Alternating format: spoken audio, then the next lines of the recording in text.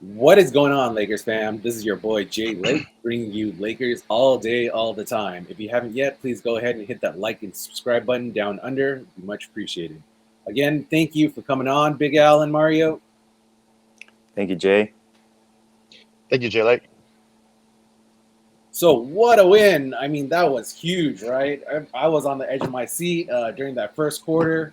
We went up by 11 points. Then, instead of the roller coaster that we usually get on, going up and then going back down, then going back up again, we kept our foot on the gas. Finally, when it mattered, right? So second, we were up by 17, and then that third quarter was huge, 41 points, highest scoring quarter in the playoffs so far, and that was an awesome win for the Lakers. And I'm hoping we can keep that momentum going. Yeah, for sure. I mean, it was a dominating performance on the defensive end. D-Lou had some big shots. AD was spectacular defensively. LeBron came with it, set the tone, and other guys followed. It was a great team effort. Yeah, I mean, Jay and Big Al, I was really, seeing at the beginning of the game, and I was like, okay, we're dominant. But I was kind of expecting when are we going to let them come back? Because we see it time and time again that they're going to come back and let the Grizzlies back in the game. It's going to be just a fight throughout until the fourth quarter, no lapses of game. But you know what? I'm glad I was wrong. I'm glad it was a dominant performance throughout the entire game. They really just kept the foot down to put the pedal to the metal, and just didn't let up, right? And got the rest in the fourth quarter for the starters as much needed, and get ready for the next series. Big Al, you mentioned D'Angelo Russell. You know, I mean, this whole series we're kind of just griping on him, telling him to step up, and glad he did. Game six, really stepped up. Where the other starters didn't have to have that much output on the offense. We could just play regular and help the team. And big shout out to D'Angelo Russell.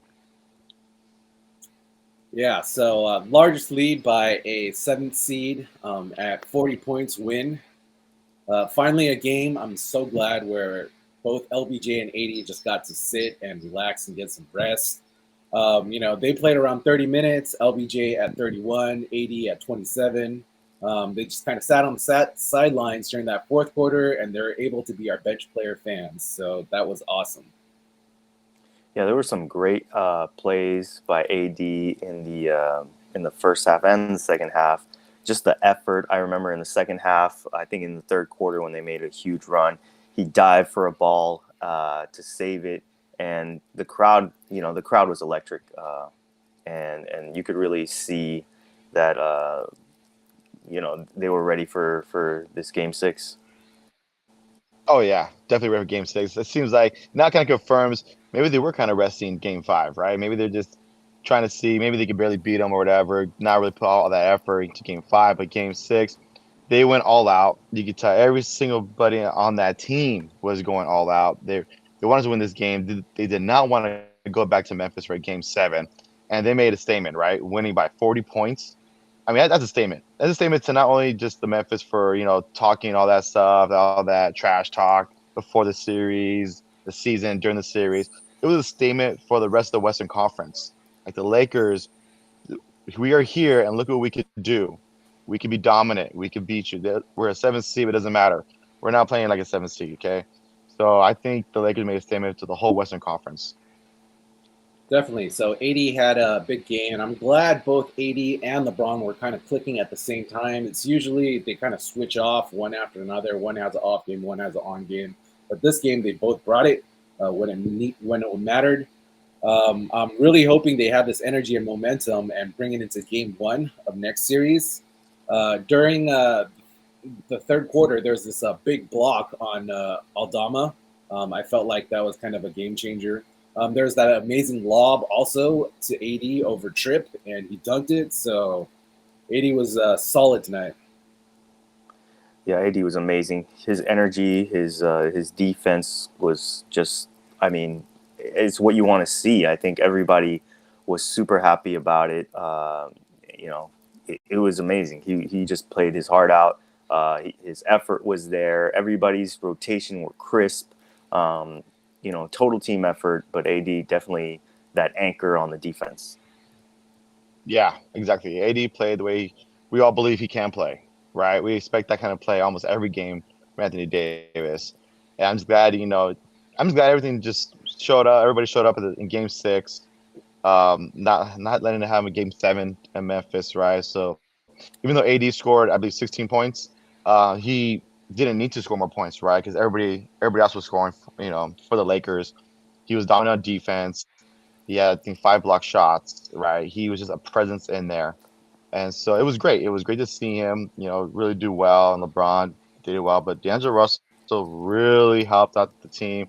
He was that main scorer, Like I said, we were griping him all series, but hey, D'Lo came out. He came out when it mattered the most. Yeah, D'Lo, he's been pretty inconsistent. He is officially banned from taking any threes during that first half. In the whole series, I think he made like one 3-pointer during the first half, but it's been all second half. But this game, he shot lots of 2-pointers. He missed. He was 0-3 in that first half. But he ended up the night with 31 points, two assists, or 2 rebounds and 4 assists, plus 27. I'm glad, being the third most paid player, that he ended up with the third highest plus minus. Yeah, I mean, D'Lo just came ready to play. I mean, I don't know what he was doing pregame. Hopefully, he just has the same meal, same routine, because he was definitely ready for the moment. He took a lot of mid-range shots. He just got to his spot, play that game he likes to play, just slow it down a little bit, get guys on your hip, and just rise and read the defense. I thought he did a really good job of managing the game. Yeah, you bring up a good point, Big Al. It seemed like D'Angelo Russell found the pace that he likes to play in, right? Maybe there's certain paces of the game he doesn't really excel in, but for Game 6, the pace that he played, the way he managed the game was his pace where he excels in, and you could see throughout the game the way he was dishing in, the way he was, hitting those threes, jump shots in. He was really impactful throughout the game. I think you said it, Jay Lake, third most plus minus, right? Was really good. And I hope he now knows how to, gets that feel of controlling the game like he did Game 6 going into the next series.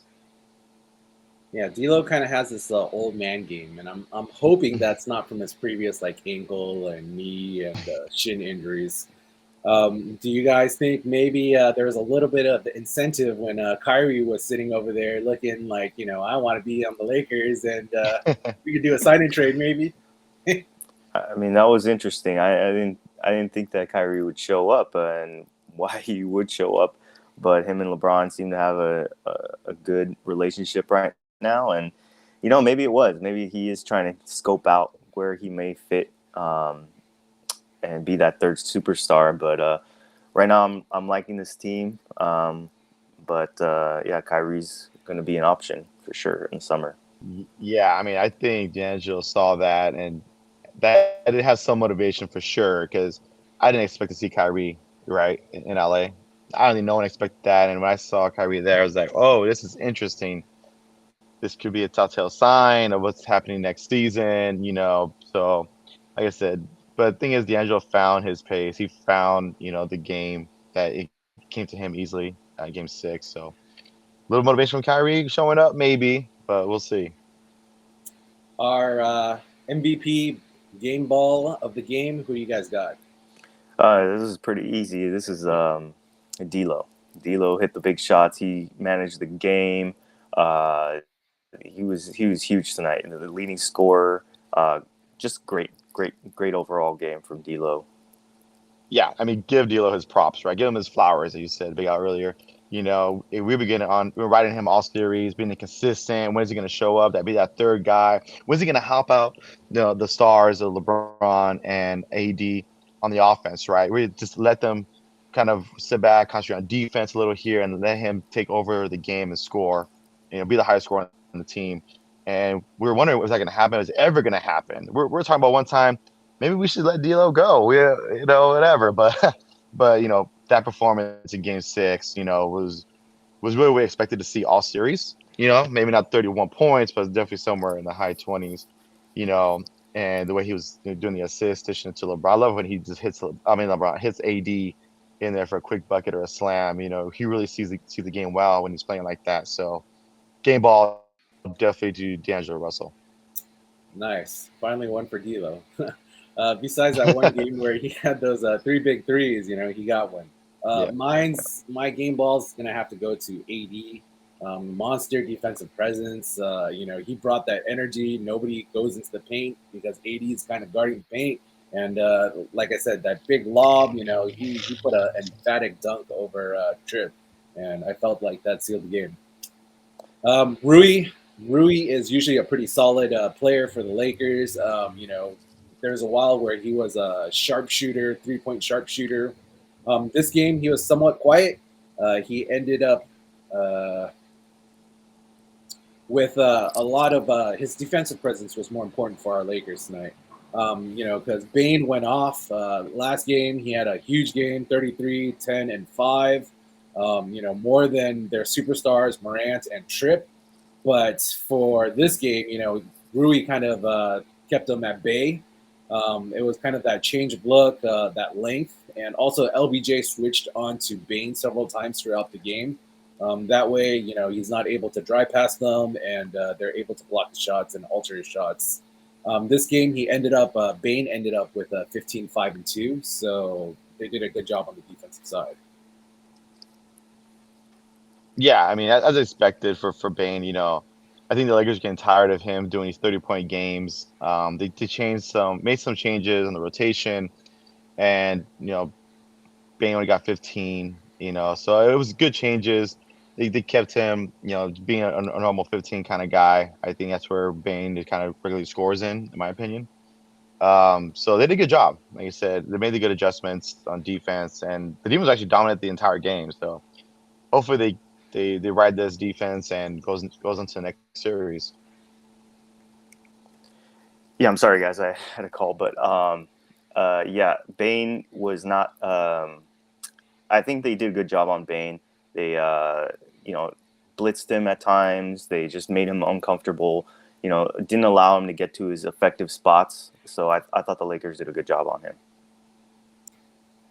AR, he had also a solid game, sort of a I am him game. Well, I don't know if you guys agree with me if he had an I am him game, but he ended up with 11 points, 6 rebounds, and 8 assists. I felt like he changed the flow. Every time we needed a shot, he made those shots. Still got into the lane, drove, and played through contact. He had a very efficient pick and roll game with AD, and AR had a pretty solid game. What do you guys think? AR is definitely a very efficient player, and I think that he just keeps impressing me during these playoffs of what he can do and what he can bring a team. So just continued success for Reaves. It's been nice to see. Yeah, I think Reeves had the most assists in the Lakers team that game with I believe 8. If you look at the stats, yeah, 8 assists. Even though it's 11 points, Reeves is a solid player, solid play. I tell you, he's gonna give you what the team needs. That's what I like about Reeves. If you need points, he's gonna give you some points. If he needs to, facilitate, he's gonna facilitate. He's gonna make assists, make the right pass. He's gonna do it. And it's like I said, I love Reeves. Reeves, he's a savior. That's what me, Big Al call him. Solid game. No complaints on my end. Six man, who you guys got? I mean, I don't know who to pick for 6-man here. Can I just pick AD? I mean, he was the second. I thought the second most effective player. Obviously, the defense and stuff like that, it was amazing. The effort was there. He dove for the ball. He was amazing. So for me, it was AD. I could say Hachimura, but I'm glad I saw the second string guys come in. Like Lonnie Walker, Beasley, Mo Bamba, Max Christie. I'm gonna go with the second squad coming in. Giving the starters a rest. Basically taking a bow of the game. So I'm gonna give 6-man the whole squad. I like to see them out there. Because I like them seeing them and see how they're gonna do. Because they're gonna probably have to play more minutes. Maybe have to sub some guys on next series. Who knows? So they're prepared for either the Kings or the Warriors. So I'm gonna give the whole second squad the 6-man. Love it. All right. whole second squad. So if your six man is 80, my six man will have to go to D'Lo. I mean, besides scoring, he didn't really give much else this game, So I felt like it was more of a we needed scoring, so he did the scoring. He ended up with 2 rebounds, 4 assists in the game. So if he was closer to that triple double, then definitely I would probably give him the game ball MVP of the game. Mario, I'm glad you brought up our bench players. Oh yeah. I was hoping to see more from our bench players. It's not every day that you get a chance like this where you have the whole entire fourth quarter to give your bench players some playing time. I really wanted to see more out of Walker and Beasley. Walker ended up with 8-1-1, so it was pretty much just scoring, but that's kind of what we expect from him. High motor, gets the rim, but I didn't really see many drives or dunks from him this game. He did, hit a lot of outside shots. Bees, I don't know what's going on with Bees. I'm really hoping he wakes up during that next series because he was 1-4 from 1-4 from 3, 2 of 6 from the field. Ended up the game with 9-2-2. Mo Bamba, I didn't see him make any shots. That irked me a bit. I was hoping he would hit from the outside or at least drive or be interior presence. So I'm glad they got that run in at the fourth quarter. It's just I wanted to see more from our role play or our bench players. Well, I felt like by the time they got in, the game was already over. I think it was all garbage time. I was trying to get a feel for how they were going to come out, and they were a little lackadaisical. I was looking at Mo Bamba's, posture in the game. He didn't seem like he was really ready. I wanted to see them just try to play as if their minutes were going to matter for the next round.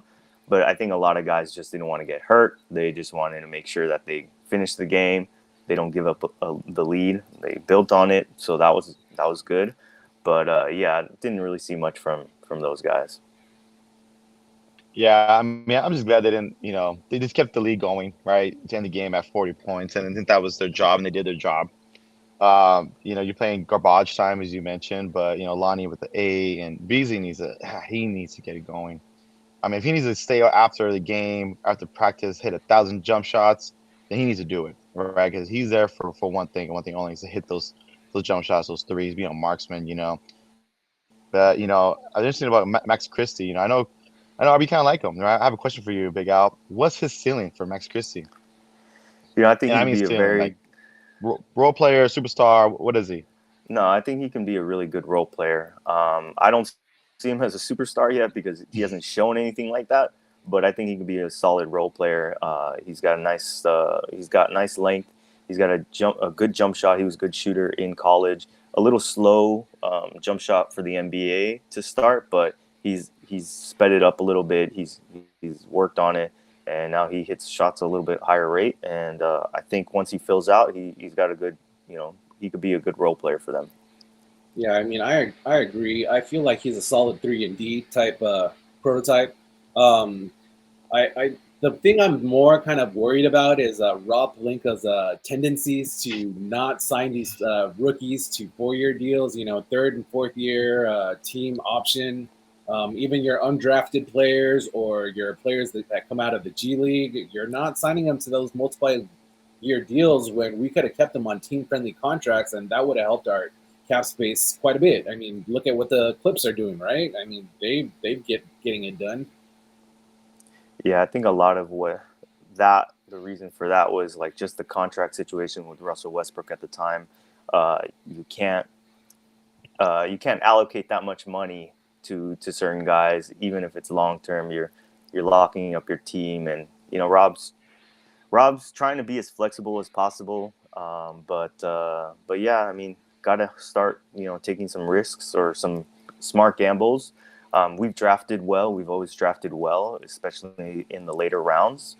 Larry Nance, Josh Hart, Kyle Kuzma. There's None been of them some are in good the Lakers, players. man. Come on, they're No, I not know, with the I know. Lakers no more. We We had get because these guys. we had but to trade them away. But I mean, they're definitely, we do draft well. So I do think we have to just start taking a little bit more risk with the contracts. but smart risks, of course. Yeah, I get it, and and we have to let these guys go to make room for a AD, a LeBron Yeah, type of situation. But I think after the LeBron era, right, we're gonna have to stick to drafting well and developing these guys, right? But it's LA. It's like it's win now, right? We don't really like rebuilding. I know we suffered.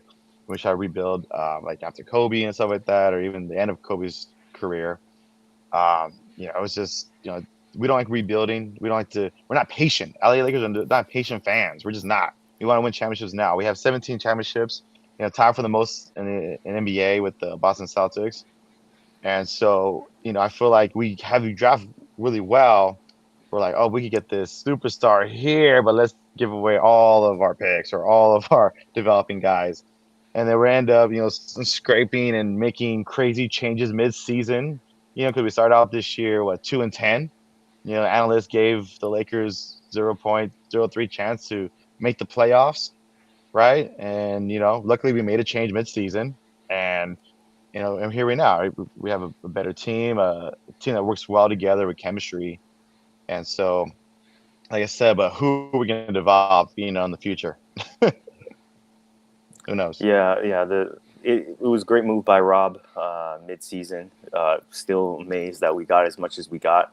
Getting Vando, getting D'Lo, getting Malik Beasley, who still hasn't done anything great, but just getting the talent there to recover from what we had.